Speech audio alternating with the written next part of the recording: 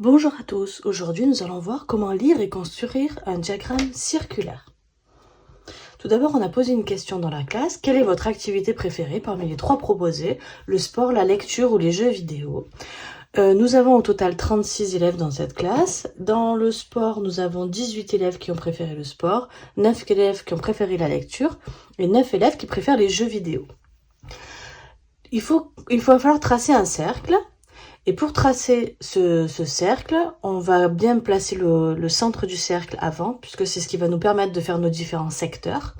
Et ensuite, pour pouvoir représenter chaque activité, il va nous falloir l'angle, c'est-à-dire l'ouverture que je vais avoir des secteurs. Là, on va être sur un exercice où on n'a pas encore fait les angles, et donc on ne va pas utiliser le rapporteur pour les faire, vous allez voir, puisqu'il s'agit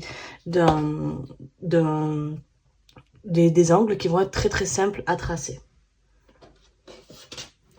Donc, tout d'abord pour le sport, on a 18, pour la lecture 9, pour les jeux vidéo 9 et au total 36. Pour faire un tour de cercle en entier, on voit que sur les rapporteurs classiques, on a 180 degrés, qui veut dire un demi-cercle. Et donc pour faire un tour complet, il me faut 360 degrés. Vos angles doivent être proportionnels à l'effectif que j'ai.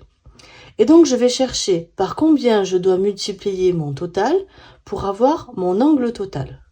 Ici, c'est assez facile. Il suffit de le multiplier par 10. Pour le trouver, vous faites 360 divisé par mon total 36 et on trouve 10. Donc, cela signifie que pour chaque angle, je vais devoir faire la même chose. Je vais devoir multiplier par 10. C'est mon coefficient de proportionnalité. Donc, 18 fois 10 va faire 180 degrés. 9 fois 10, 90 degrés. 9 fois 10, encore 90 degrés.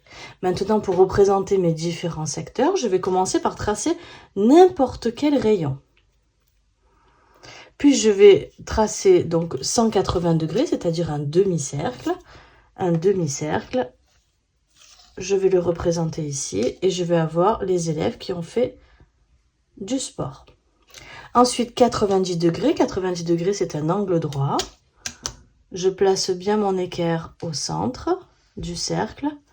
Et je vais avoir ici la lecture. Et 90 degrés qui me restent pour les jeux vidéo. Donc, le secteur qu'il me reste vont représenter les jeux vidéo. Voici comment tracer un diagramme circulaire. Maintenant, pour le lire, quand on lit un diagramme circulaire, on n'a pas une information en termes de quantité, mais une information en termes de proportion. Je peux dire très facilement qu'il y a la moitié des élèves qui préfèrent le sport et que j'ai autant d'élèves qui préfèrent la lecture et les jeux vidéo. Je peux dire aussi que j'ai un quart des élèves qui préfèrent la lecture, puisque j'ai 4, ça correspond à 4 secteurs. Les jeux vidéo, j'ai aussi un quart des élèves qui préfèrent les jeux vidéo. À très bientôt pour une nouvelle vidéo.